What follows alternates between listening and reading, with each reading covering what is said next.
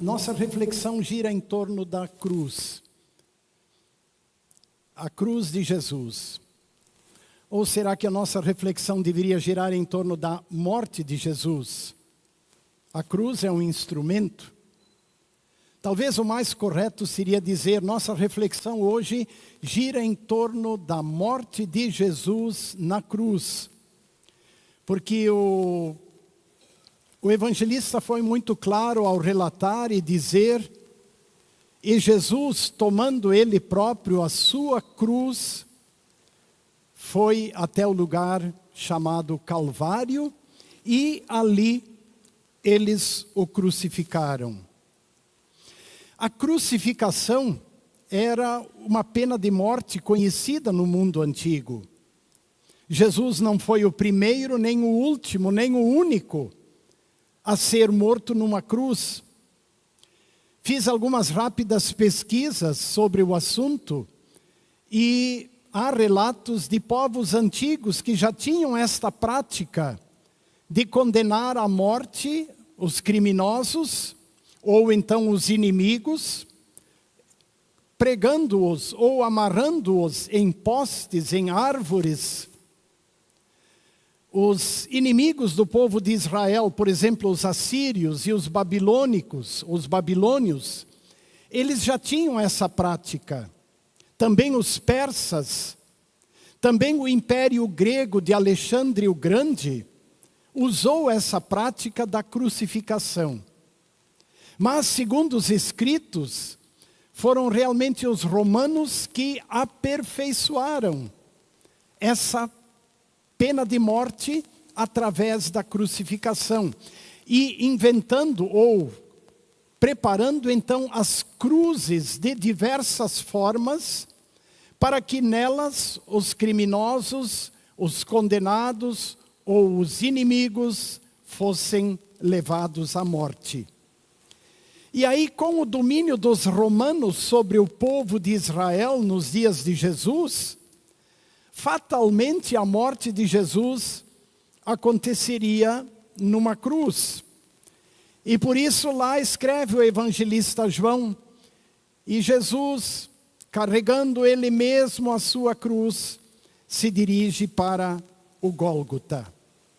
É claro que os evangelistas Mateus, Marcos e Lucas, se nós lermos comparativamente os 4 evangelistas, nós vamos ver que estes 3, eles descrevem que os soldados romanos obrigaram um homem chamado Simão Cirineu a carregar a cruz. E aí a gente fica pensando, a contradição será?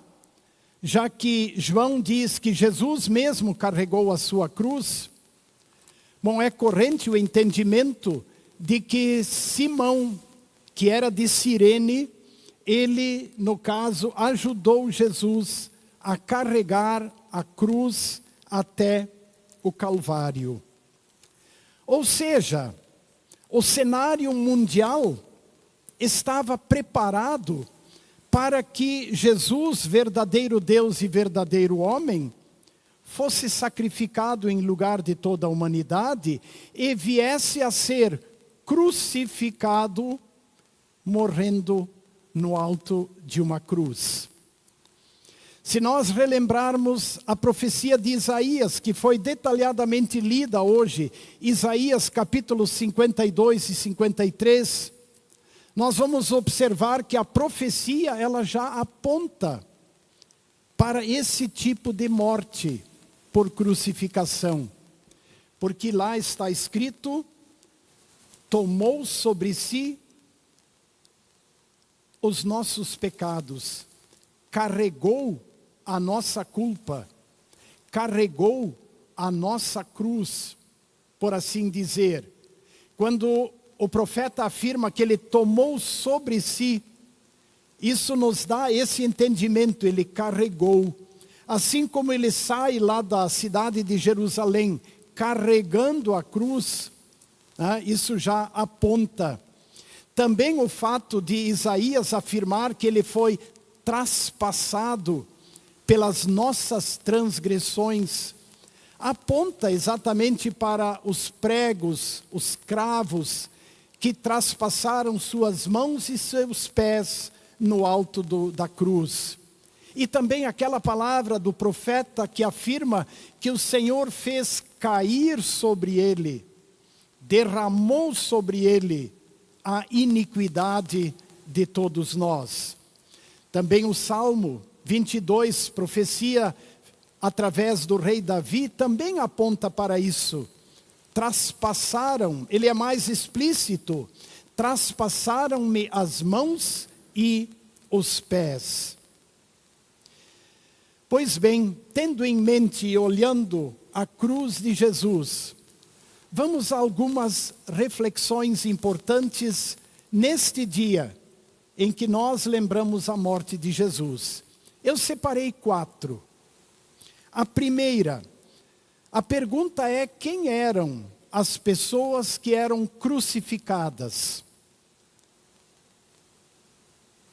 Também lá em Israel, entre o povo, sob o domínio do Império Romano, quem eram as pessoas que eram crucificadas? Aqueles que eram condenados pelo império, pela autoridade, os criminosos, os malfeitores, aqueles amaldiçoados que cometeram crimes. E o povo tinha conhecimento disso, tinha conhecimento da prática da crucificação. Tanto é que naquele momento em que Pilatos, querendo livrar Jesus da morte, porque ele não via nele crime algum, ele ofereceu a oportunidade ao povo dizendo, como era costume sempre livrar também naquela ocasião da festa da Páscoa, algum criminoso, ele disse: vocês querem que eu solte para vocês Barrabás, um desses criminosos, ou este Jesus? E o povo em coro, junto com as autoridades religiosas, pediu Barrabás. E aí Pilatos perguntou ao povo: e o que eu faço com este rei dos judeus, com Jesus, que faço com ele? E novamente as autoridades e o povo clamam: crucifica-o, crucifica-o, porque esta era a prática para os criminosos. E o apóstolo Paulo, na sua carta aos Gálatas, é fácil de guardar, está lá no capítulo 3 de Gálatas, Paulo explica: maldito é todo aquele que é pendurado num madeiro. Lá os malditos, os amaldiçoados, os criminosos são pendurados no madeiro, naquela pena de morte conhecida. Mas Deus também diz algo a respeito disso. E ele também usa a palavra maldição ao dizer: maldito todo aquele que não permanece nas palavras ou em todas as coisas escritas no livro da lei para cumpri-las. Agora a relação é diferente. Lá nós temos a relação das autoridades em relação ao povo, que podem pregar ou amarrar na cruz os malfeitores, os malditos. Agora é Deus quem fala e diz: aquele que não cumpre a minha lei, aquele que não obedece às palavras escritas no livro da minha lei, este é maldito, ele é amaldiçoado. Pois esta, irmãs e irmãos, é a realidade da humanidade. Após o pecado, após a queda em pecado. É a nossa realidade também, a minha e a sua por natureza. E aí então agora entra a atitude de Cristo. A obra de Cristo, a morte de Cristo na cruz. E o apóstolo explica dizendo: Cristo nos resgatou da maldição da lei, fazendo-se ele próprio maldição, ou tornando-se ele próprio maldito em nosso lugar, para assim nos resgatar, nos livrar da maldição que pesa sobre os seres humanos por causa dos seus pecados. Segunda reflexão: Jesus entregou-se à morte E isso foi uma entrega voluntária, por amor. Ele próprio disse que ele foi à cruz por vontade própria. Esse era o plano salvador. Ele disse: eu dou a minha vida para a reassumir. Ninguém a tira de mim. Pelo contrário, eu espontaneamente a dou. Eu tenho autoridade para entregar a minha vida e para reavê-la. E nós cantamos isso num dos hinos que vamos cantar depois. Ninguém tem maior amor do que Cristo Salvador, porque sua vida ao mundo Ele deu. Isso ficou bem evidente na morte de Jesus, no alto da cruz. Ele deu sua vida. João explica que depois que Jesus bebeu aquele vinagre, ele exclamou: está consumado, está tudo pronto. E então entregou o Espírito. Entregou o Espírito. É interessante como Marcos, o evangelista, descreve a morte de Jesus. E ele traz aquele outro detalhe de que Jesus deu um forte grito, um forte brado e expirou. Normalmente quem morre porque as forças vão diminuindo, ele dificilmente tem condições de dar um forte brado. Mas Jesus, mostrando que ele entrega a sua vida, ele dá o forte brado e então morre. Também Lucas diz as palavras, ou descreve as palavras que Jesus disse: Pai, nas tuas mãos eu entrego o meu espírito. Eu entrego. E o profeta Isaías nos lembrou de que Jesus vai ver o fruto do seu trabalho e vai ficar satisfeito. É mais um destaque que quero dar. Nós ouvimos isso na leitura de Isaías antes. Ele verá o fruto do seu penoso trabalho e ficará satisfeito. Por quê? O próprio Isaías menciona isso. Porque ele vai justificar muitos e porque ele carregou as iniquidades da humanidade. Está lá escrito. A sua morte na cruz justificará a muitos. Não justificará aqueles que o rejeitarem. E ele carregou as iniquidades da humanidade. Sabem, você fica muito satisfeito quando você pode ajudar alguém. Você fica alegre. E essa é uma sensação que nós temos sempre que podemos fazer o bem e ajudar alguém, socorrer alguém.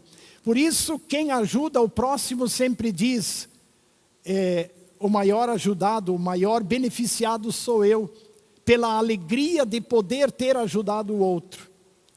Você consegue imaginar a alegria do Filho de Deus, que carregou as iniquidades da humanidade e que com sua morte justificará a muitos? E aí vem a outra pergunta: como você reage diante deste amor de Jesus? Você também tem a alegria de testemunhar o seu amor ao outro? Você tem alegria em agora também ajudar os outros? Você tem alegria em servir a este Deus e Salvador? São reflexões e, como eu disse, hoje queremos refletir. Mais duas. Alguém me disse esses dias, falando sobre a crucificação de Jesus, ele disse assim: bom, se tantas pessoas foram crucificadas, era um tipo de pena de morte naquela época, Jesus só foi mais um. Então, onde está a diferença? Bom, irmãs e irmãos, a diferença está em duas coisas.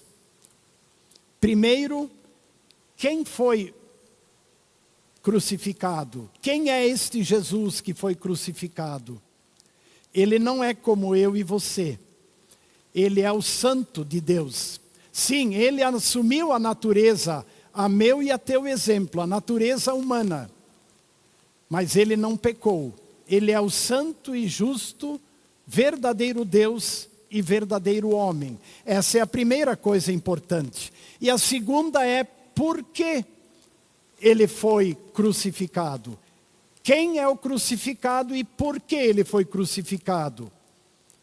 Ele foi crucificado como substituto da humanidade.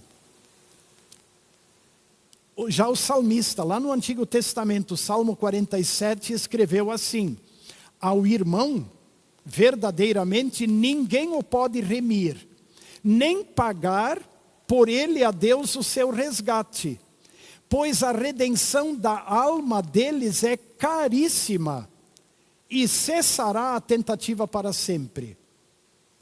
Ninguém é capaz de, com sua morte, redimir, resgatar e salvar o seu irmão, o seu próximo. Porque a redenção da alma humana é caríssima. Por isso, a morte de Cristo na cruz, ela é o diferencial. Porque é o santo, verdadeiro, unigênito de Deus que morre e se entrega em favor da culpa e do pecado de todos para remir. Ele sim pode pagar esse preço caríssimo da redenção da alma humana. E para terminar assim uma rápida reflexão em torno de Simão o Cirineu.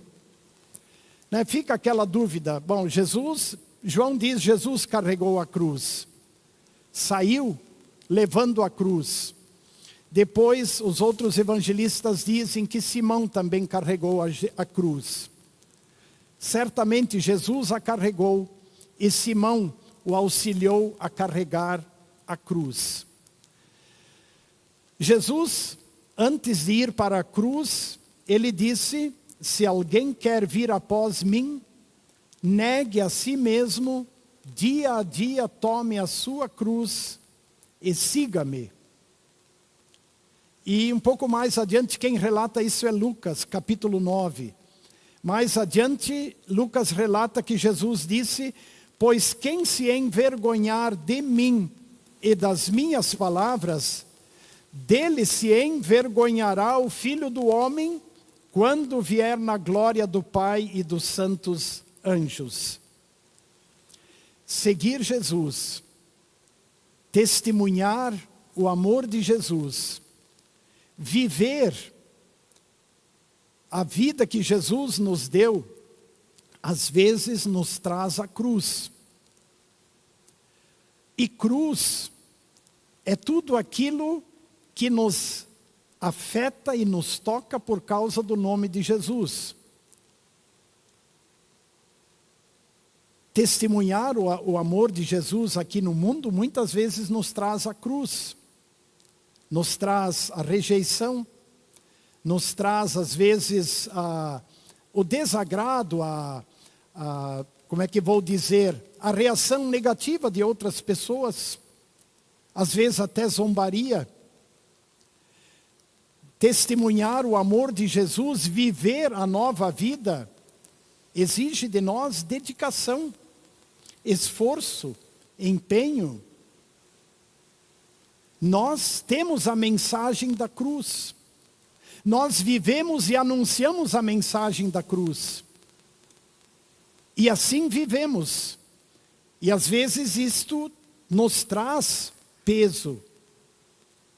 E aí o apóstolo, na carta aos Hebreus, nos orienta e nos anima dizendo: vamos andar com perseverança a carreira, a vida que nos está proposta, olhando firmemente para Jesus, aquele que nos deu a fé e aquele que aperfeiçoa a fé.